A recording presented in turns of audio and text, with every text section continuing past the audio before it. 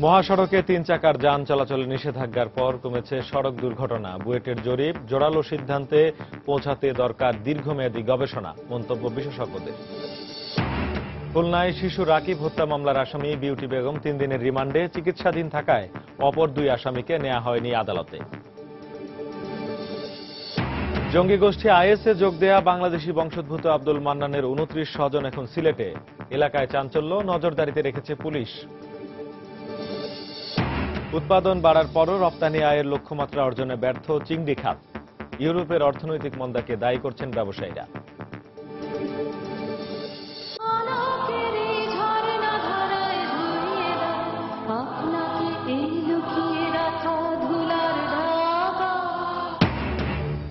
এবং শুধু সাহিত্যকর্ম নয়, রাষ্ট্র ও সমাজ ভাবনায় রবীন্দ্রনাথ ছিলেন অদ্বিতীয়। আজ 22শে শ্রাবণ, কবিগুরুর ৭৪তম প্রয়াণ দিবসে শ্রদ্ধা।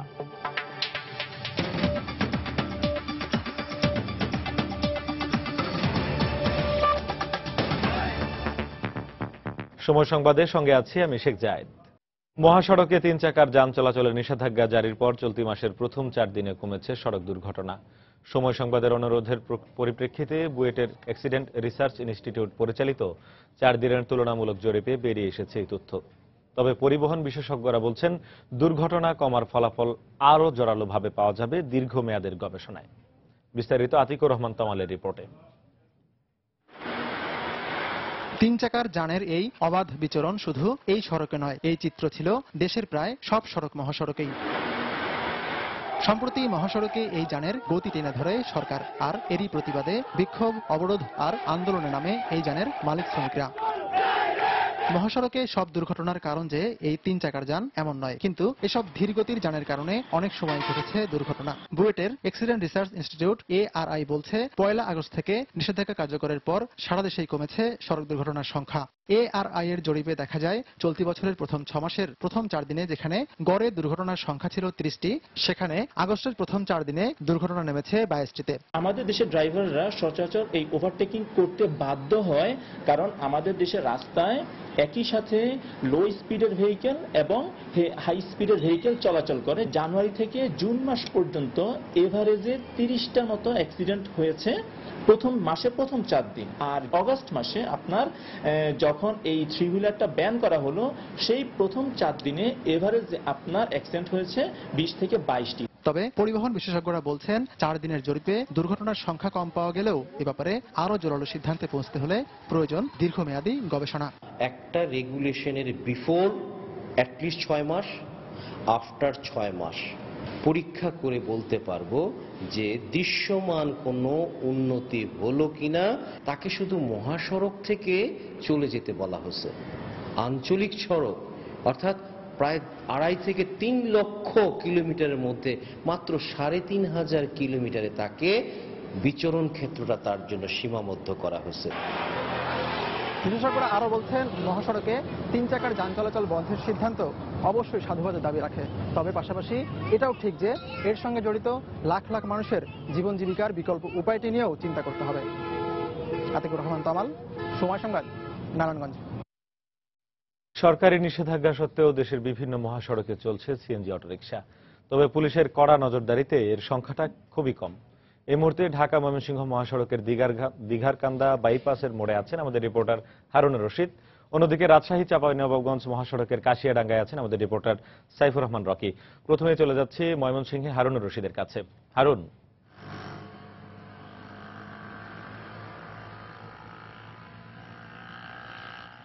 আগস্টের 1 তারিখ থেকে দেশের মহাসড়কগুলোতে 3 চাকার যানবাহন চলাচল বন্ধের যে সরকারি নির্দেশনা জারি করা হয়েছে, সেই নির্দেশনা জারির পর থেকেই ময়মনসিংহের যে মহাসড়কগুলো রয়েছে, সেই মহাসড়কে আসলে এই 3 চাকার যানবাহন চলাচল এখন পর্যন্ত বন্ধ হয়নি। আমরা আগস্টের প্রথম দিন থেকেই দেখতে পেয়েছি যে ময়মনসিংহের যে ঢাকা ময়মনসিংহ মহাসড়ক রয়েছে, সেই ঢাকা ময়মনসিংহ মহাসড়কে 3 চাকার যানবাহন চলাচল করছে এবং আজও তার ব্যতিক্রম হয়নি। আমরা আজ সকাল থেকেই এই ঢাকা ময়মনসিংহ মহাসড়কের বিভিন্ন জায়গায় অবস্থান করে দেখেছি যে সকাল থেকেই যে 3 চাকার যানবাহন যানবাহন, সিএনজি, অটোরিকশা, টেম্পু, ইজি বাইক সহ যে হালকা যানবাহন রয়েছে, যে যানবাহনগুলো সরকার নিষিদ্ধ ঘোষণা করেছে, সেই যানবাহনগুলো পুরোদমে চলছে এবং আসলে এখানে কোনো প্রতিবন্ধকতার সম্মুখীন হচ্ছেন না তারা।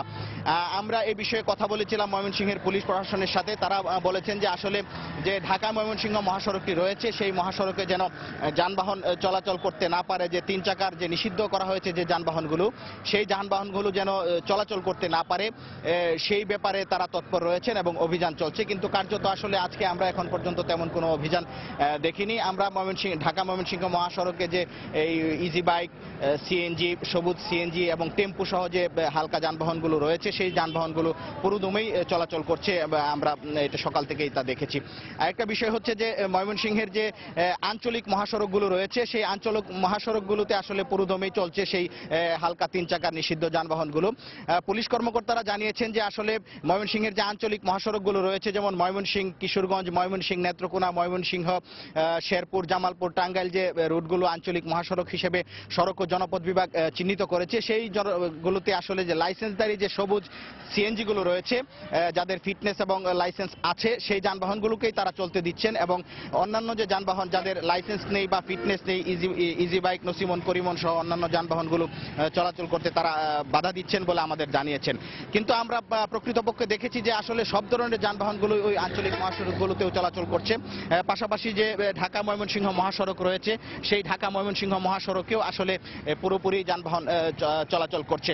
আমরা এখানে যে 3 চাকার যানবাহন চালক রয়েছে এবং মালিক রয়েছে তাদের সাথে কথা বলেছি। তারা একটা বিষয় জানিয়েছেন যে আসলে এভাবে এই যানবাহনগুলোর চলাচল বন্ধ করে দেওয়া একেবারেই ঠিক হয়নি। তারা এর জন্য একটা বিপর্যস্ত অবস্থার মধ্যে তারা রয়েছেন।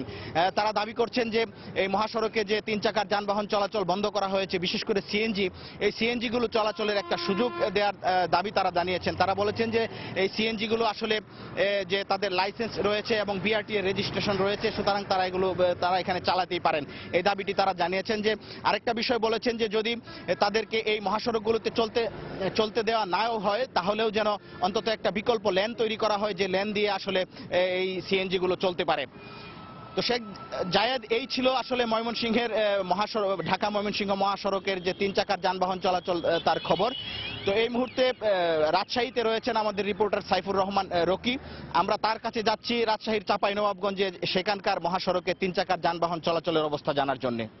মহাসড়কের ঠিক কাশিয়াডাঙ্গা এলাকায়। তো এই মহাসড়কটিতে আমি সকাল থেকে দেখেছি যে মূলত 3 চাকার যে যানবাহনগুলো রয়েছে, সেই যানবাহনের সংখ্যা কিন্তু অনেক কম চলাচল করেছে। তবে পুলিশি পাহারা যখন থাকছে, যানবাহনের সংখ্যা কিন্তু একেবারেই কমে আসছে। তবে পুলিশের নজরদারির উপেক্ষা করে কোনো জায়গায় কোনো মহাসড়কে কিন্তু নির্দ্বিধায় এই যানবাহনগুলো চলাচল করছে। এবং যেটি সবচেয়ে বড় কথা, এই ধরনের যানবাহন চলাচলে চালকরা কিন্তু বলছেন যে হিউম্যান হলার সহ ভুটভুটি, নসিমন, করিমন, এই চালকেরা বলছেন যে আসলে তারা ঋণগ্রস্ত হয়ে গেছেন, ঋণগ্রস্ত হয়ে এই যানবাহনগুলো কিনেছেন। এখন যদি তারা মহাসড়কে এই যানগুলো চলাচল করতে না পারে, তাহলে তারা লোকাল রুটে মানে টিপ মেরে তাদের ভরণ পোষণ, পরিবারের ভরণ পোষণ এটি করানো সম্ভব হবে না। তো এই জন্য মহাসড়কে ধরো এই যানবাহনগুলো যেন চলাচল কমে যায়, সেই জন্য কিন্তু আমরা এখনো যে পুলিশি তৎপরতা দেখছি, পুলিশ কিন্তু মহাসড়কে এখনো আছে এই ধরনের যানবাহনগুলো যেন না চলে। কারণ মূলত বিআরটি এর যে কর্মকর্তারা আছে তারা কিন্তু বলছে এই যানবাহন চলাচলের ফলে কিন্তু সড়কে দুর্ঘটনার প্রবণতা বেড়ে গেছে, যানমালের ঝুঁকি বেড়ে গেছে, যার কারণে এই ধরনের যান চলাচলে এক ধরনের নিষেধাজ্ঞা দেওয়া হয়েছে। এই নিষেধাজ্ঞা উপেক্ষা করে কিন্তু রাজশাহীতে ভুটভুটি, নসিমন, করিমন, হিউম্যান হলার সহ এ ধরনের যানবাহনগুলো চলাচল করছে। তো জায়েদ, আপনি এখনো দেখছিলেন যে পুলিশ কিন্তু কড়া নজরদারিতে রয়েছে যেন এ ধরনের যানবাহনগুলো রাস্তায়, মহাসড়কগুলোতে অন্তত চলাচল করতে না পারে। তবে এই সিদ্ধান্তের প্রতিবাদে কিন্তু এই ভুটভুটি, নসিমন, করিমন এই চালকেরা যারা আছেন তারা কিন্তু বলেছেন যে হুট করেই সরকারের তরফ থেকে এ ধরনের একটি সিদ্ধান্ত তাদের কিন্তু অনেকটা ঝামেলার মধ্যে ফেলে দিয়েছে। কারণ তারা মহাসড়কে যদি যানবাহন চলাচল করতে না পারে, তাহলে কিন্তু তারা তাদের পরিবারের ভরণ পোষণ করানো অনেকটা কষ্টকর হয়ে গেছে। তাই দ্রুত সরকারের এই যে যানবাহন 3 চাকার যে যানবাহনগুলো রয়েছে এটি বন্ধের যে সিদ্ধান্ত এটি কিন্তু দ্রুত প্রত্যাহারের দাবি জানিয়েছেন, অন্যথায় তারা কিন্তু কঠোর আন্দোলন করবেন এ ধরনের হুঁশিয়ারিও দিয়েছেন। তো মোবাইল কোর্টও পরিচালনা করা হচ্ছে, সতর্ক করা হচ্ছে তাদেরকে। এখনো পুরোদমে বন্ধ না হলেও অল্প বিস্তর হলেও রাজশাহীর মহাসড়কগুলোতে এই 3 চাকার যানবাহনগুলো চলাচল করছে। শেখ জায়েদ, আমার কাছে এমনটাই ছিল মহাসড়কে এই যানবাহন চলাচলের সর্বশেষ খবর। সরকারি নিষেধাজ্ঞায় দেশের বিভিন্ন মহাসড়কে কিছুটা কমেছে সিএনজি অটোরিকশা চলাচল। ঢাকা ময়মনসিংহ মহাসড়কের দিগারকান্দা থেকে আমাদের রিপোর্টার হারুনুর রশিদ এবং রাজশাহী চাঁপাইনবাবগঞ্জ মহাসড়কের কাশিয়াডাঙ্গা থেকে আমাদের রিপোর্টার সাইফুর রহমান রকি জানাচ্ছিলেন সেই খবরাখবর। বিশ্বব্যাংক ও বিশ্ব স্বাস্থ্য সংস্থা বাংলাদেশের সড়ক দুর্ঘটনা নিয়ে বিভ্রান্তিকর তথ্য প্রদান করেছে বলে মন্তব্য করেছেন নৌ পরিবহন মন্ত্রী শাহজাহান খান। সকালে বুয়েটের এনআরআই ইনস্টিটিউশনে আয়োজিত এক সেমিনারে তিনি এই মন্তব্য করেন। এ সময় মহাসড়ক থেকে 3 চাকার যানবাহন নিষিদ্ধ করার ফলে সড়ক দুর্ঘটনা কমেছে বলেও জানান নৌ পরিবহন মন্ত্রী। বিশ্ব ব্যাংক বলল 12,000, বিশ্ব স্বাস্থ্য সংস্থা বলল 20,000। আচ্ছা আপনারাই বলেন তো, আপনার এই বাংলাদেশের মানুষ 20,000 লোক যদি মারা যায় তাহলে প্রতিদিন কত লোক মারা যাবে? এই যে তথ্যগুলো দিয়ে মানুষকে বিভ্রান্ত করে, এই বিভ্রান্ত করার উদ্দেশ্যটা কি? উদ্দেশ্য হলো একটি শ্রেণীকে, যেটা সবচাইতে সেবামূলক সেক্টর হিসেবে আমরা ধরি, সেই সেক্টরকে মানুষের কাছে একটা শত্রু হিসাবে চিহ্নিত করার একটা গভীর ষড়যন্ত্রে লিপ্ত হয়েছে। নাশকতার 5 মামলায় বিএনপি নেতা রুহুল কবির রিজভী ও 4 মামলায় শামসুজ্জামান দুদুকে দেয়া হাইকোর্টের জামিন বহাল রেখেছেন আপিল বিভাগ। সকালে প্রধান বিচারপতি এস.কে সিনহার নেতৃত্বে 4 সদস্যের বেঞ্চ উভয় পক্ষের শুনানি শেষে এই আদেশ দেন। তবে রিজভীর বিরুদ্ধে নাশকতার অপর 3 মামলার মধ্যে একটিতে দেয়া হাইকোর্টের জামিন স্থগিত এবং বাকি 2 মামলার শুনানির জন্য আগামী সপ্তাহে দিন ধার্য করেছেন আদালত। এছাড়া নাশকতার 4 মামলায় বিএনপি চেয়ারপারসনের উপদেষ্টা শামসুজ্জামান দুদুকে দেয়া হাইকোর্টের জামিন বহাল রেখেছেন আপিল বিভাগ। গত 7 জুলাই রাজধানীর যাত্রাবাড়ি, পল্টন ও মিরপুর সহ বিভিন্ন থানায় 8 মামলায় রিজভী ও 4 মামলায় দুদুকে অন্তর্বর্তীকালীন জামিন দেন হাইকোর্ট।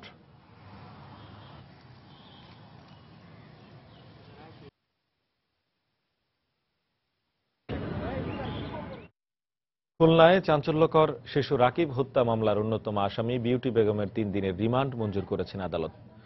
সকাল 10:30টার দিকে খুলনা মহানগর হাকিম আদালতের বিচারক ফারুক ইকবাল এই রিমান্ড মঞ্জুর করেন। সকালে রাকিব হত্যাকাণ্ডের আসামি বিউটি বেগমকে খুলনা মহানগর হাকিম আদালতে নেওয়া হলে মামলার তদন্তকারী কর্মকর্তা 10 দিনের রিমান্ড আবেদন করেন। শুনানি শেষে বিচারক 3 দিনের রিমান্ড মঞ্জুর করেন। তবে আসামি বিউটি বেগমের পক্ষে কোনো আইনজীবী ছিলেন না। এদিকে এই মামলার অপর 2 আসামি মিন্টু ও শরীফ হাসপাতালে চিকিৎসাধীন থাকায় তাদেরকে আদালতে হাজির করা হয়নি। গত 3রা আগস্ট নগরীর টুটপাড়া কবরখানা এলাকার একটি মোটরসাইকেল গ্যারেজে নির্মমভাবে শিশু রাকিবকে হত্যা করা হয়।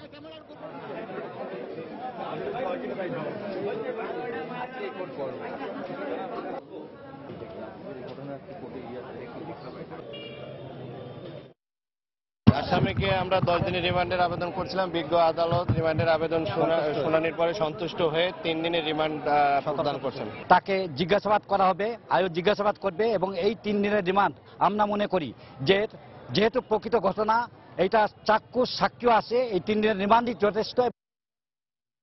মেয়ের প্ররোচনায় সপরিবারে আইএসএ যোগ দেয়া আলোড়ন সৃষ্টিকারী বাংলাদেশি বংশোদ্ভূত আব্দুল মান্নানের 29 জন স্বজন ব্রিটেন থেকে দেশে এসেছেন। ইংল্যান্ড থেকে সিলেটে আসার পথে দুবাই বিমানবন্দরে নিরাপত্তা বাহিনী তাদের জিজ্ঞাসাবাদ করে বলে জানা গেছে। পরে ভিন্ন ভিন্ন ফ্লাইটে তাদের দেশে পাঠানো হয়। এলাকায় বিষয়টি নিয়ে চাঞ্চল্য সৃষ্টি হলেও এসব অস্বীকার করছেন তারা। এদিকে পুলিশ জানিয়েছে তাদের বিশেষ নজরদারিতে রাখা হয়েছে। বিস্তারিত আব্দুল হাদের রিপোর্টে, ক্যামেরায় ছিলেন নৌশাদ আহমেদ চৌধুরী। ব্রিটেনের লুটনের বাসিন্দা জমশেদ আলী গত 25 জুলাই পরিবারের 29 জন সদস্য নিয়ে সিলেটে আসেন।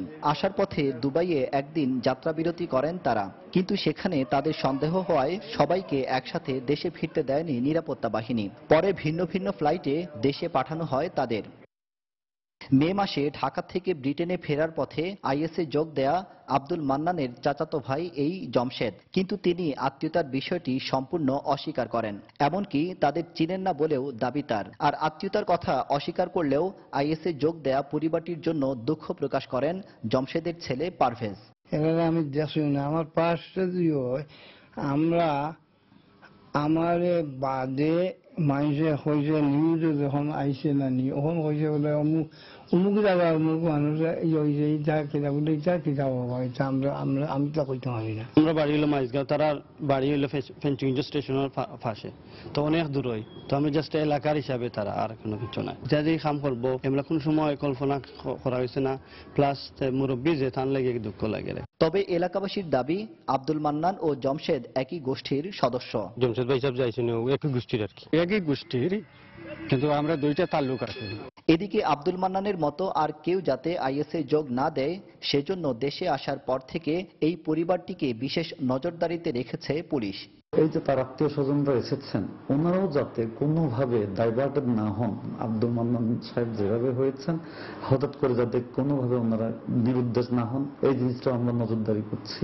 সিলেটের ফেঞ্চুগঞ্জ উপজেলার মাইজগাঁওয়ে আব্দুল মান্নান ও জমশেদের একই এলাকায় যেমন বাড়ি, ঠিক তেমনি ব্রিটেনের লুটনেও একে অপরের প্রতিবেশী তারা। আব্দুল আহাদ, সময় সংবাদ, সিলেট।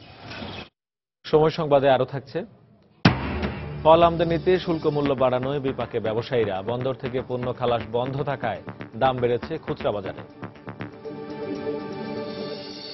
এবং 2 সপ্তাহের ব্যবধানে দেশের বাজারে আবারও কমল স্বর্ণের দাম, ভরিতে কমেছে 1200 টাকা। নতুন দর আজ থেকে কার্যকর।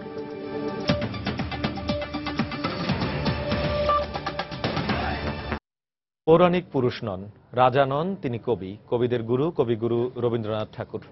শিল্পের প্রায় সব মাধ্যমে সরবে উপস্থিত থেকেও শিল্পের জন্য শিল্প এই ধারণার বাইরে এসে তিনি চিন্তা করেছেন স্বদেশ, স্বজাতি আর তার একান্ত আপন সমাজ নিয়ে। আজ তার ৭৪তম প্রয়াণ দিবস। রবীন্দ্রনাথের রাষ্ট্র ও সমাজ ভাবনা নিয়ে তরিকুল ইসলাম সৌরভের রিপোর্ট। রবি ঠাকুরের সমস্ত চিন্তা, কাব্য মানুষকে মুক্তির আলোর দিকে ধাবিত করে। দেশের উন্নতি বলতে তিনি বুঝেছেন সমাজের উন্নতি। সমাজ যদি উন্নত হয়, তার মধ্যে যদি প্রাণ জাগানো যায়, তবেই দেশের মুক্তি ঘটবে। এমন ভাবনা নিয়ে তিনি সমাজের মানুষকে জাগাতে চেয়েছেন। তবে চিন্তা করেই বসে থাকেননি তিনি। কর্মী হয়ে এশিয়ার প্রথম কৃষি ব্যাংক প্রতিষ্ঠা, সমবায় ধারণা প্রচার, স্কুল, কলেজ, বিশ্ববিদ্যালয় প্রতিষ্ঠা আর বিকল্প শিক্ষা ব্যবস্থা প্রচলন করেছেন তিনি। রবীন্দ্রনাথ আমাদের কাছে সাহিত্যিক হিসেবে পরিচিত, কিন্তু এই পরিচয়ের বাইরে আরেকটা তার পরিচয় আছে। তিনি সমাজ কর্মী একজন। শিক্ষা ভাবনা, পরিবেশ ভাবনা, এমনকি বাংলাদেশের যে ভূমি, সেই ভূমির ব্যাপারে তার ভাবনা আছে। আমরা ভাবলে বিস্মিত হব যে তিনি কৃষি ব্যাংকের প্রতিষ্ঠাতা এই উপমহাদেশে, তিনি ডেইরি ফার্মের প্রতিষ্ঠাতা। সমাজ উন্নয়নে সামাজিক পুঁজিকে কাজে লাগানোর কথা বলেছেন তিনি। সামাজিক ভাবনার মধ্যে শুভবুদ্ধি, কল্যাণ চেতনা, মানবিক মূল্যবোধ সবটাই আছে। সেটাকে সামাজিক পুঁজি বলা হয় এবং সেই সামাজিক পুঁজির বিকাশের মধ্য দিয়ে কিন্তু একটি সমাজ এবং রাষ্ট্র সুন্দর একটি মানব সভ্যতার ইতিহাস নির্মাণ করতে পারে। রবি ঠাকুর আমাদের সংস্কৃতিকে মাটির কাছাকাছি নিয়ে এসেছেন। আমাদের স্বাধীনতা সংগ্রামের সাংস্কৃতিক দর্শন তাকে ঘিরে তার দেখানো পথেই আবর্তিত হয়েছে। রবীন্দ্রনাথ আমাদের সাংস্কৃতিক বিপ্লবের ক্ষেত্রে এই সাহস সঞ্চারে বড় ভূমিকা পালন করেছে। আমাদের মধ্যে, বাঙালির মধ্যে মুক্তির বাসনাটিকে তিনি ছড়িয়ে দিয়েছেন। অতএব তিনি নিঃসন্দেহে একজন খুব বড় মাপের মুক্তিযোদ্ধা। পৃথিবীর অন্যতম রোমান্টিক এই কবি সমাজ আর তার মানুষদের নিয়ে ভেবেছেন। এটা আমাদের জন্য বাড়তি পাওয়া। এর বাইরে আমাদের প্রতিদিনের জীবনের প্রতিটি কাজে রবির উপস্থিতি। আকাশে, মাটিতে, মনে যত বৃষ্টি ঝরে তা যেন রবি ঠাকুরেরই। আমাদের গভীর আনন্দে রবি, ব্যথার গানে রবি। তবুও কবিগুরুকে আমরা আবিষ্কার করে চলি প্রতিদিনই। তাই প্রতিদিনই তার জন্ম, মৃত্যু তাকে স্পর্শ করে না। তরিকুল ইসলাম সৌরভ, সময় সংবাদ, ঢাকা। ট্যাক্স আরোপের প্রতিবাদে বেসরকারি বিশ্ববিদ্যালয়ের শিক্ষার্থীরা রাষ্ট্রপতি বরাবর স্মারকলিপি দিতে প্রেস ক্লাবের সামনে জড়ো হয়েছেন। এই শিক্ষার্থীদের ঘিরে রেখেছে পুলিশ। সেখানে আছেন আমাদের রিপোর্টার মুজাহিদ শুভ। আমরা সরাসরি চলে যাচ্ছি তার কাছে। শুভ, আপনি দেখতে পাচ্ছেন আমি প্রেস ক্লাবের সামনে দাঁড়িয়ে আছি। বেসরকারি বিশ্ববিদ্যালয়ের উপর ভ্যাট আরোপের প্রতিবাদে বেসরকারি বিশ্ববিদ্যালয় এবং বেসরকারি মেডিকেলের শিক্ষার্থীরা সকাল থেকেই বিক্ষোভ করছে। তারা কিছুক্ষণ আগেই জাতীয় সঙ্গীত পরিবেশনের মাধ্যমে তাদের এই বিক্ষোভ কর্মসূচি শুরু করে। তবে অনেক সকাল থেকে তারা শুরু করলেও মাঝে মাঝে কিন্তু বিভিন্ন বেসরকারি বিশ্ববিদ্যালয়ের ছাত্ররা কিন্তু এই সমাবেশে যোগদান করছেন। আমরা আরো যারা দেখেছি এবং তাদের সাথে কথা বলেছি, তারা কোনোভাবেই 7.5% যে ভ্যাট আরোপ করা হয়েছে শুধু তাই নয়, তারা 1% ভ্যাট দেওয়ার পক্ষেও তারা রাজি নন। 2015 শিক্ষা 16 অর্থ বছরের বাজেটে বেসরকারি বিশ্ববিদ্যালয়, মেডিকেল কলেজ ও ইঞ্জিনিয়ারিং কলেজের সকল ধরনের ফির ওপর 10% ভ্যাট আরোপের প্রস্তাব করা হয়েছিল। সবশেষ ভ্যাটের হার শতকরা 10 ভাগ থেকে কমিয়ে 7.5 ভাগে বহাল রাখা হয়। কিন্তু তাদের অভিযোগ, এটা কোনো ধরনের কোনো পণ্য নয় যে শিক্ষার উপর, শিক্ষা তাদের একটি মৌলিক অধিকার, তো এই মৌলিক অধিকারের উপর কোনো ধরনের ভ্যাট হতে পারে না। তাই তারা কিছুক্ষণ আগে এই রাস্তাটি তারা বন্ধ করে দেয় এবং পুলিশকে আমরা এই চিত্রের মধ্যে ছবিতে না দেখতে পেলেও তারা কিন্তু হাইকোর্টের আগে ব্যারিকেড নিয়ে কিন্তু পুলিশ দাঁড়িয়ে আছে এবং এই যারা বিক্ষোভ করছেন তাদের রাষ্ট্রপতির বঙ্গভবন অভিমুখে যাওয়ার কথা এবং তাকে স্মারকলিপি প্রদানের কথা রয়েছে। কিন্তু পুলিশের সাথে কথা বলেও তারা কোনো অনুমতি পায়নি। এজন্য আপাতত তারা এই প্রেস ক্লাবের সামনে রাস্তাটি বন্ধ করে দিয়েছে। কিছুক্ষণের মধ্যে তারা আমাদেরকে জানিয়েছেন এই বিক্ষোভ কর্মসূচি শেষ করে তারা রাষ্ট্রপতির বঙ্গভবনের অভিমুখে যাবেন এবং তাকে স্মারকলিপি প্রদান করবেন। তো এই ছিল জায়েদ প্রেস ক্লাব থেকে বিক্ষোভের সবশেষ খবর। জায়েদ। দর্শক, ট্যাক্স আরোপের প্রতিবাদে বেসরকারি বিশ্ববিদ্যালয়ের শিক্ষার্থীরা রাষ্ট্রপতি বরাবর স্মারকলিপি দিতে প্রেস ক্লাবের সামনে জড়ো হয়ে বিক্ষোভ করছেন, সেই খবর জানাচ্ছিলেন আমাদের রিপোর্টার মুজাহিদ শুভ। মাত্র 2 সপ্তাহের ব্যবধানে দেশের বাজারে আবারও কমল স্বর্ণের দাম। গতকাল বাংলাদেশ জুয়েলার্স সমিতি বাজুস নতুন এই দাম নির্ধারণ করে। বাজুসের এই সিদ্ধান্তে সব ধরনের স্বর্ণের দাম প্রতি ভরিতে কমেছে 1224 টাকা করে। আজ থেকে কার্যকর হওয়া এই মূল্যে প্রতি ভরি 22 ক্যারেট স্বর্ণ 41,757 টাকা, 21 ক্যারেট 39,657 টাকা এবং 18 ক্যারেট 33,009 টাকা এবং প্রতি ভরি সনাতন স্বর্ণ বিক্রি হচ্ছে 21,870 টাকায়। বিশ্ববাজারে দরপতনের ফলে চলতি বছর এ পর্যন্ত 4 বার স্বর্ণের দাম কমানো হলো বাংলাদেশের অভ্যন্তরীণ বাজারে। আন্তর্জাতিক বাজারে এখন প্রতি আউন্স স্বর্ণ বিক্রি হচ্ছে $1,086। এদিকে স্বর্ণের দামের সঙ্গে রূপার দামও কমেছে, প্রতি ভরি বিক্রি হচ্ছে 933 টাকায়।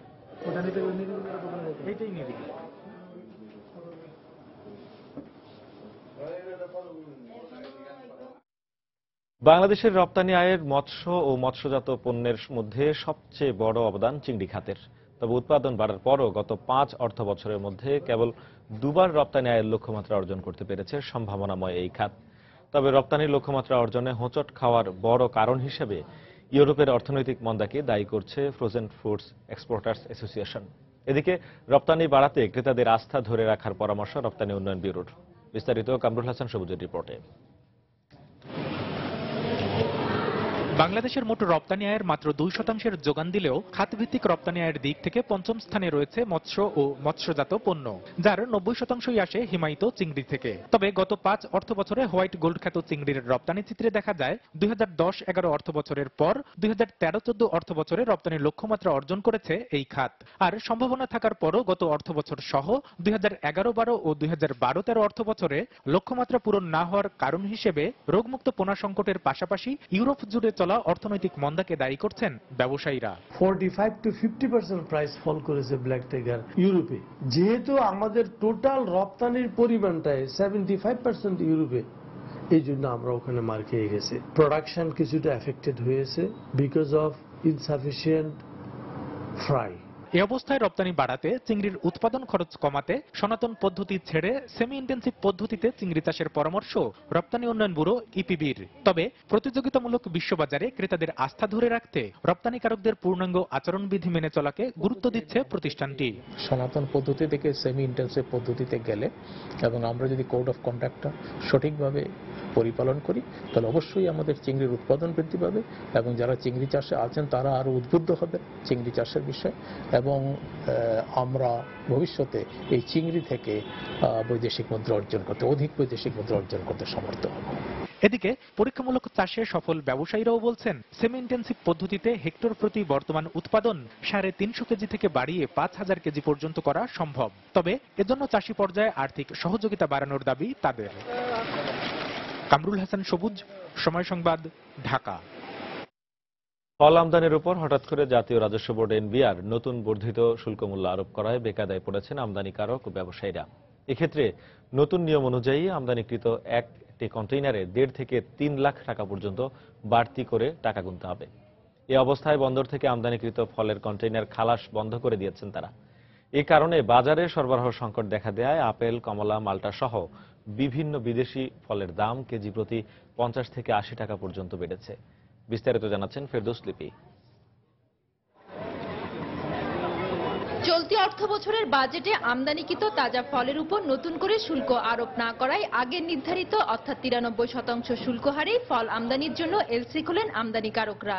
কিন্তু 16 জুলাই জাতীয় রাজস্ব বোর্ডের এক সভা থেকে প্রতি কেজি আপেলে 10 টাকা 73 পয়সা, কমলায় 8 টাকা 65 পয়সা এবং মাল্টায় 6 টাকা 8 পয়সা করে বর্ধিত শুল্কায়ন মূল্য নির্ধারণ করে দেয়। আর তা কার্যকর করা হয়েছে 26 জুলাই থেকে। এতে কন্টেইনার প্রতি 1.5 থেকে 3 লাখ টাকা পর্যন্ত বেশি শুল্ক মূল্য গুনতে হচ্ছে বলে দাবি আমদানিকারকদের। তাই অনেকে আর্থিক ক্ষতির আশঙ্কায় বন্দর থেকে কন্টেইনার খালাস বন্ধ করে দিয়েছে। কোনো বাজেট ছাড়াই ডিউটি কেন বাড়বে আমরা কিছু বুঝতে পারি নাই। পরে খবর নিয়ে দেখি এনবিআর এর ক্ষমতা বলে এই ডিউটি বাড়ানো হয়েছে। এইদিকে এর প্রভাব পড়তে শুরু করেছে ফলের বাজারে। প্রতি কেজি আমদানিকৃত ফলের দাম ইতোমধ্যে 50 থেকে 80 টাকা পর্যন্ত বেড়ে গেছে। 250 থেকে 300 মাল কারণ বিক্রি করতাম, আর সেখানে এখানে 50 কারণ মাল বিক্রি করতে পারতেছি না। আমরা যদি এখান থেকে 300 টাকা দিই তাহলে আমাদের পড়তে হইতেছে 130 টাকা, আমরা তো 100 টাকার উপর বেচতে পারতেছি না। শুল্ক মূল্য বেড়ে যাওয়ায় অবৈধ পথে ফল আমদানি বেড়ে যাবে বলে আশঙ্কা ব্যবসায়ীদের। ছোটপথে মাল আসলে আমাদের আরো তো লস হবে। ভারত থেকে অবৈধভাবে আসবে, এখন আমরা বলতে পারি আনতে পারবো না, দাম বাড়ে যাবে, তখন সরকার রাজস্ব হাত থেকে বঞ্চিত হবে। তবে চট্টগ্রাম কাস্টম হাউসের শীর্ষ কর্মকর্তা জানান, বাজার ব্যবস্থা মূল্যায়ন করে ফলের উপর বর্ধিত শুল্ক মূল্য আরোপ করা হয়েছে। গত 5 বছরের ভিতরে বাজারের অবস্থা অনেক পরিবর্তন হয়েছে। তো কাস্টমস ভ্যালুয়েশন এই বিষয়টি দেখে মূল্যের যদি কোনো অসামঞ্জস্য থাকে এটি তাদের চোখে ধরা পড়েছে এবং এনবিআর এর সাথে কনসাল্ট করে বাজারের অবস্থা বিবেচনা করে এই ভ্যালুটাকে একটু আপওয়ার্ড অ্যাডজাস্টমেন্ট করেছে। প্রতি বছর ফল আমদানি থেকে চট্টগ্রাম কাস্টম হাউস 1.5 থেকে 2000 কোটি টাকা রাজস্ব আদায় করে থাকে। মূলত অস্ট্রেলিয়া, নিউজিল্যান্ড, দক্ষিণ আফ্রিকা ও ব্রাজিল থেকে এসব ফল আমদানি করা হয়। ফেরদৌস লিপি, সময় সংবাদ, চট্টগ্রাম। গাইবান্ধায় মুকুল মিয়া নামে এক যুবককে অ্যাসিডে ঝলসে দিয়েছে দুর্বৃত্তরা। গুরুতর অবস্থায় তাকে হাসপাতালে ভর্তি করা হয়েছে। আহতের স্বজনরা জানায়, বুধবার রাত 10টার দিকে গোবিন্দগঞ্জ উপজেলার মহিমাগঞ্জে বাড়ি যাওয়ার পথে দুর্বৃত্তদের একটি দল পেছন থেকে মুকুলকে লক্ষ্য করে অ্যাসিড ছোড়ে। এতে তার বুক ও পিঠ ঝলসে যায়। এ সময় প্রথমে তাকে গোবিন্দগঞ্জ স্বাস্থ্য কমপ্লেক্সে নেওয়া হয়। পরে কর্তব্যরত চিকিৎসক উন্নত চিকিৎসার জন্য মুকুলকে বগুড়া শহীদ জিয়াউর রহমান মেডিকেল কলেজ হাসপাতালে পাঠান।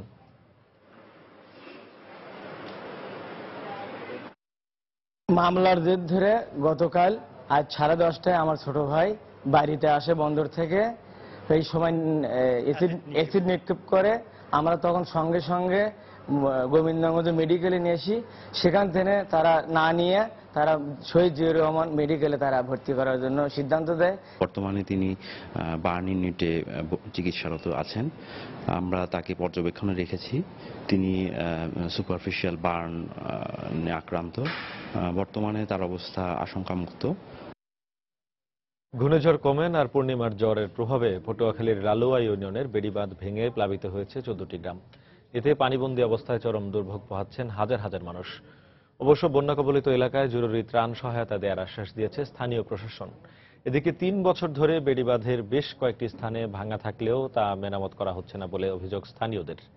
পটুয়াখালী থেকে মনির হোসেন বাদলের তথ্য ও সুজন দামের ছবি নিয়ে ডেস্ক রিপোর্ট। বৃহস্পতিবার ঘূর্ণিঝড় কোমেন আঘাত হানার পর থেকেই বৈরী আবহাওয়ার কবলে পড়েছে উপকূলীয় জেলা পটুয়াখালী। গত কয়েকদিনের টানা বর্ষণে অস্বাভাবিকভাবে বেড়ে গেছে নদ নদীর পানি, আর সেই সঙ্গে যোগ হয়েছে পূর্ণিমার জোয়ার। এতে কলাপাড়ার লালুয়া ইউনিয়নের বেড়িবাঁধ ভেঙে পানি ঢুকে পড়েছে লোকালয়ে।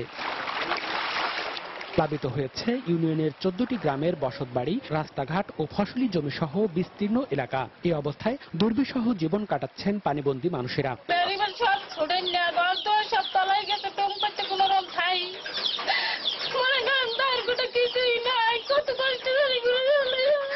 এই সময় যখন পানি দেখা যায় আমাদের ঘর বাড়ি তলায় যায়। প্রাইমারি, হাই স্কুল, মাদ্রাসা সবকিছু বন্ধ। বেড়িবাঁধটা যাতে মেরামত করা যায় সেই সহযোগিতা চাওয়ার জন্য আমরা আবেদন করছি।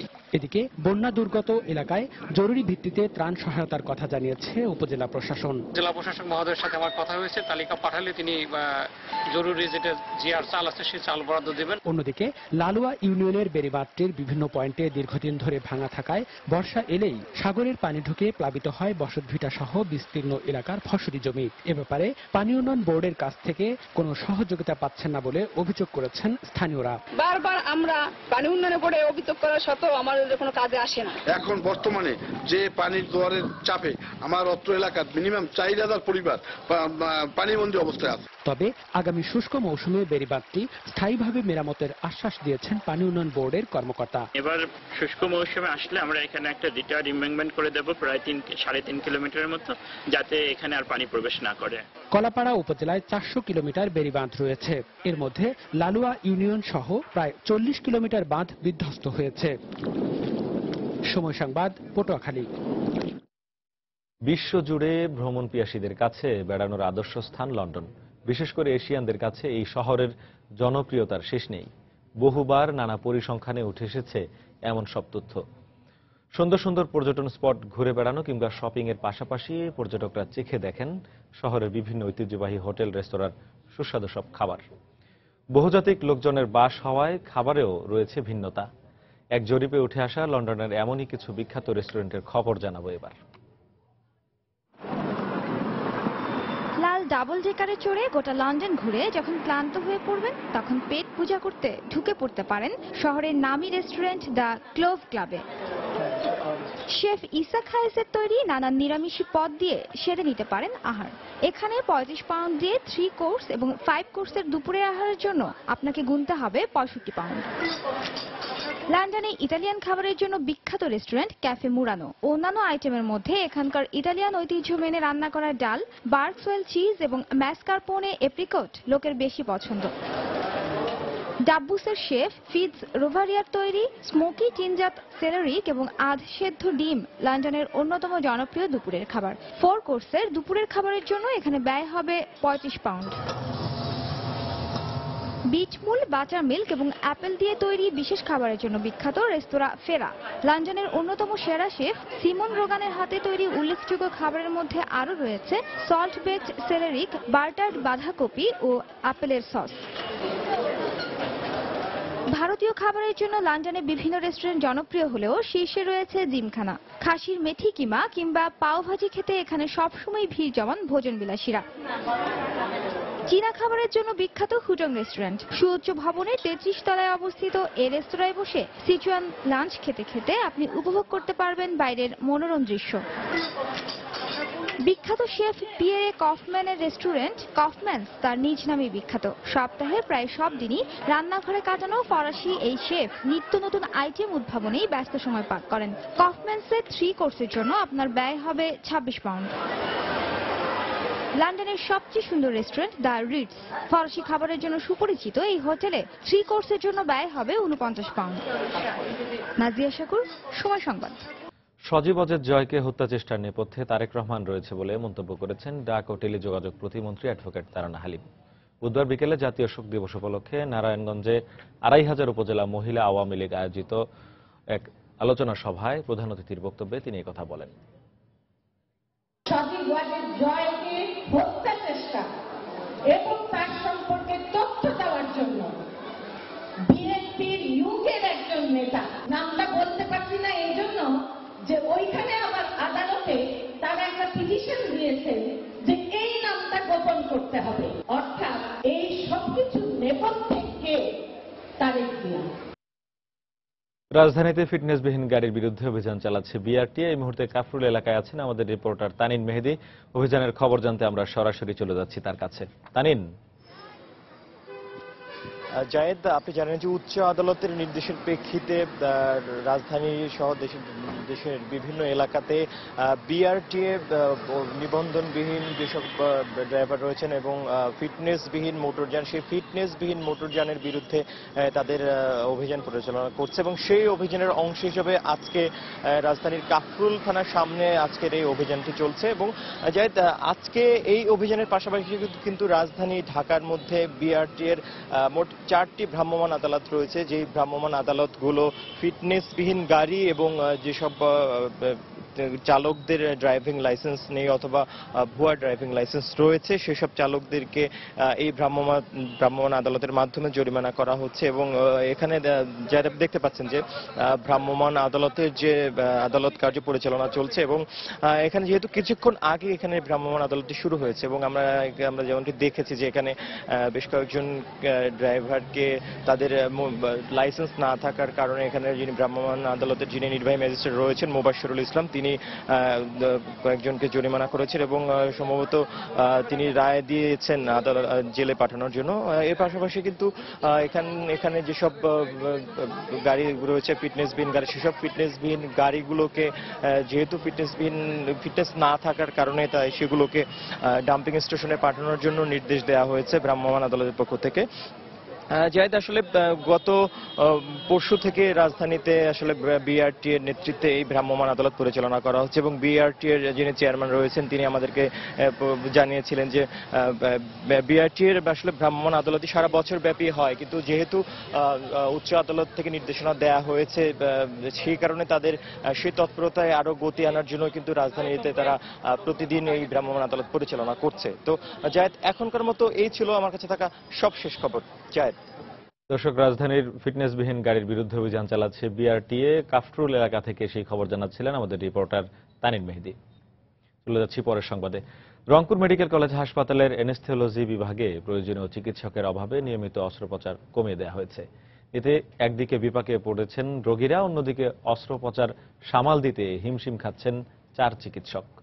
কর্তৃপক্ষ বলছে প্রয়োজনীয় চিকিৎসক চেয়ে বারবার ঊর্ধ্বতন কর্তৃপক্ষের কাছে আবেদন জানালেও কোনো সাড়া পাওয়া যায়নি। শাকিল মাহমুদের ক্যামেরায় মানিক সরকারের রিপোর্ট। পিত্তথলিতে পাথর নিয়ে গাইবান্ধার সিরাজুল ইসলাম অপারেশনের বেড থেকে ফিরে এসেছেন শুধুমাত্র অ্যানেস্থেলজিস্ট না থাকায়। একই অবস্থার শিকার মুন্সিপাড়ার নুরুন্নাহার বেগমেরও। শুধু এ দুজনেই নয়, অ্যানেস্থেলজিস্ট অভাবে অপেক্ষমান রয়েছে হাসপাতালের বিভিন্ন ওয়ার্ডে অনেক রোগী। এতে বিপাকে পড়েছেন রোগীরা। অজ্ঞান করার ডাক্তার আছেন না, আবার রিটার্ন দিছে, রিটার্ন দেওয়ার পরে আবার আমি দিছে। ডাক্তার ছিল না জন্য কালকে অপারেশন হয়নি। গোটা হাসপাতালে শুধুমাত্র একজন অ্যানেস্থেসিওলজিস্ট ডিউটি করেন, তাই অনেক বিভাগের অপারেশন সঠিকভাবে হয় না। এই বিষয়গুলো স্বীকার করে নিয়ে সার্জারি বিভাগের প্রধান জানালেন অ্যানেস্থেলজিস্টের অভাবে অনেক জরুরি রোগীর অপারেশন তারা সময় মতো করতে পারছেন না। অ্যানেস্থেসিয়া বিভাগের প্রধান আমাদেরকে একটা চিঠি দিয়েছেন যে অপারেশনের সংখ্যা কমানোর জন্য, যেহেতু অ্যানেস্থেসিস্টের অভাব। কিন্তু রোগী যখন আমাদেরকে ভর্তি হয়, তাদের সার্জারির প্রয়োজন হয়, আমাদেরকে তো সেটা করতেই হয়। এইটা নিয়েই আমরা অনেক সমস্যার মধ্যে আছি। হাসপাতালের মোট 14টি বিভাগে সার্জারি হয়। এর মধ্যে অ্যানেস্থেলজিও বিভাগে 12টি চিকিৎসকের পদ থাকলেও কর্মরত আছেন মাত্র 4 জন। 14টা ডিপার্টমেন্ট সার্জারি করে, সবাইকে আমাকে এখানে প্রোভাইড করতে হয়। কারো প্রতিদিন, কারো সপ্তাহে 4 দিন, কারো সপ্তাহে 2 দিন। আমার একসাথে 7-8টা ওটি রান করতেছে। স্টুডেন্টদেরকে দিয়ে খুব রিস্কি, তারা অনেকে জীবনে প্রথম অ্যানেস্থেসিয়া আসছে। এই সমস্যাগুলো মেনে নিয়ে হাসপাতালের পরিচালকও জানালেন প্রতি মাসেই তারা ঊর্ধ্বতন কর্তৃপক্ষের কাছে চিঠি দিয়ে বিষয়টি অবহিত করছেন। সার্জারি, ইএনটি, গাইনি, শিশু সার্জারি, এই 4 জন অ্যানেস্থেসিওলজিস্ট দিয়ে এগুলো সবগুলো কাজ ওটি করা সম্ভবপর হচ্ছে না। এই কোর্সগুলো পূরণ করার জন্য আমরা প্রতি মাসেই ঊর্ধ্বতন কর্তৃপক্ষে নলেজ জানানোর জন্য চিঠি দিয়ে থাকি। রংপুর মেডিকেল কলেজ হাসপাতালে ছোট বড় মিলিয়ে গড়ে প্রতিদিন 70টি অস্ত্রোপচার হলেও বর্তমানে হচ্ছে অর্ধশতাধিক। মানিক সরকার, সময় সংবাদ, রংপুর। আন্তর্জাতিক প্রসঙ্গ। সম্প্রতি পশ্চিম ভারত মহাসাগরের ফরাসি দ্বীপ রিইউনিয়নের উপকূলে খুঁজে পাওয়া বিমানের ডানাটি গত বছর মালয়েশিয়া এয়ারলাইন্সের ফ্লাইট MH370 এর বলে নিশ্চিত করেছেন মালয়েশিয়ার প্রধানমন্ত্রী নাজিব রাজাক। গতকাল এক সংবাদ সম্মেলনে বিষয়টি নিশ্চিত করেন মালয়েশিয়ার প্রধানমন্ত্রী। 1 বছর আগে নিখোঁজ হওয়া বিমানটির কি হয়েছিল সেই রহস্য উদ্ঘাটনে সরকার কাজ করছে বলেও জানান প্রধানমন্ত্রী। এছাড়াও আন্তর্জাতিক বিশেষজ্ঞ দল এক টেলিভিশন বার্তায় রিইউনিয়ন দ্বীপে খুঁজে পাওয়া বিমানের ডানাটি মালয়েশিয়ার এয়ারলাইন্সের ফ্লাইট MH370 এর বলেও নিশ্চিত করেছে। গত 29 জুলাই বিমানের ডানাটি খুঁজে পাওয়ার পর তা 3রা আগস্ট পরীক্ষার জন্য ফ্রান্সে নেওয়া হয়। গত বছর কুয়ালালামপুর থেকে 239 জন যাত্রী নিয়ে বেইজিংয়ে যাওয়ার সময় ফ্লাইট MH370 এর সঙ্গে যোগাযোগ বিচ্ছিন্ন হয়ে যায়। এরপর বিমানটির আর কোনো খোঁজ পাওয়া যায়নি। ইরাকের রাজধানী বাগদাদে গাড়ি বোমা বিস্ফোরণে 7 জন নিহত হয়েছেন। এতে আহত হয়েছেন কমপক্ষে 18 জন। আহতদের মধ্যে শিশুও রয়েছে বলে জানিয়েছে পুলিশ। গতকাল বাগদাদের সাদর সড়কে একটি স্থানীয় সরকারি কার্যালয়ের সামনে এই গাড়ি বোমা বিস্ফোরণ ঘটে। বিস্ফোরণের পর হতাহতদের উদ্ধার করে স্থানীয় হাসপাতালে নিয়ে যাওয়া হয়। হামলার দায় এখনও কেউ স্বীকার না করলেও জঙ্গি গোষ্ঠী তিকফিরি আইএসএলকে দায়ী করেছে কর্তৃপক্ষ। 2014 সালের জুন মাস থেকে এই জঙ্গি গোষ্ঠীটি ইরাকে সক্রিয় রয়েছে।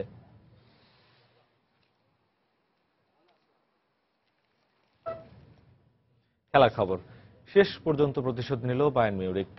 ঘরের মাঠ এলিয়ান্স এরেনায় রিয়াল মাদ্রিদকে 1-0 গোলে হারিয়ে অডি কাপের শিরোপা জিতল জার্মান জায়ান্টরা।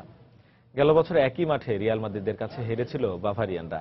এবার তারই প্রতিশোধ নেওয়ার লক্ষ্যে মাঠে নামে পেপ গার্দিওলার শিষ্যরা। অন্যদিকে রোনালদো, বেল, বেনজেমাকে ছাড়াই এদিন মাঠে নামে রিয়াল। তাই আক্রমণ ভাগে কিছুটা পিছিয়ে থেকেই স্বাগতিকদের বিপক্ষে মাঠে নামে মাদ্রিদিস্তানরা। কিন্তু সেই সুযোগ খুব একটা কাজে লাগাতে পারেনি বায়ার্ন। রিয়ালের রক্ষণদুর্গের সামনে একরকম হিমশিম খেতে হয় তাদের। প্রথমার্ধে গোলশূন্য থাকার পর দ্বিতীয়ার্ধেও বেশ খানিকক্ষণ অপেক্ষা করতে হয় গোলের দেখা পেতে। শেষ পর্যন্ত ম্যাচের 88 মিনিটে আসে সেই কাঙ্ক্ষিত গোল। ডগলাস কস্তার ফ্রি কিক থেকে পাওয়া বলে দারুণ এক গোল করেন রবার্ট লেভানডস্কি। এরপর ম্যাচে আর কোনো গোল না হলে শিরোপা জয়ের আনন্দে মাতে বাভারিয়ানরা।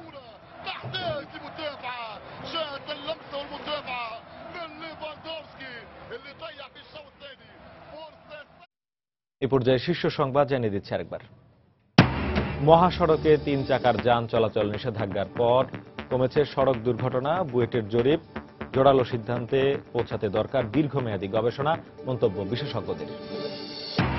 খুলনায় শিশু রাকিব হত্যা মামলার আসামি বিউটি বেগম 3 দিনের রিমান্ডে। চিকিৎসাধীন থাকায় অপর 2 আসামিকে নেওয়া হয়নি আদালতে। জঙ্গি গোষ্ঠী আইএসএ যোগ দেয়া বাংলাদেশি বংশোদ্ভূত আব্দুল মান্নানের 29 স্বজন এখন সিলেটে। এলাকায় চাঞ্চল্য, নজরদারিতে রেখেছে পুলিশ। উৎপাদন বাড়ার পরও রপ্তানি আয়ের লক্ষ্যমাত্রা অর্জনে ব্যর্থ চিংড়ি খাত। ইউরোপের অর্থনৈতিক মন্দাকে দায়ী করছেন ব্যবসায়ীরা। এবং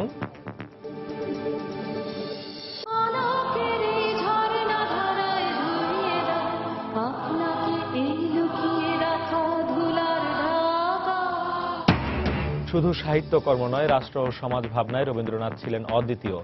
আজ 22শে শ্রাবণ, কবিগুরুর 74তম প্রয়াণ দিবসে শ্রদ্ধা। এই ছিল এখনকার মতো। যে কোনো খবর পেতে ভিজিট করুন সময়নিউজ.টিভি। যে কোনো বাংলা লিংক, রবি ও সিটিসেল নম্বর থেকে সময় সংবাদের খবর, অনুষ্ঠান সম্পর্কে জানতে এবং যে কোনো তথ্য সময় সংবাদকে জানাতে ডায়াল করুন 16244 নম্বরে। এছাড়া মাত্র পাওয়া খবর মোবাইলে পেতে এসএমএস করুন START SN লিখে পাঠিয়ে দিন 16244 নম্বরে। সঙ্গে থাকুন সময়ের।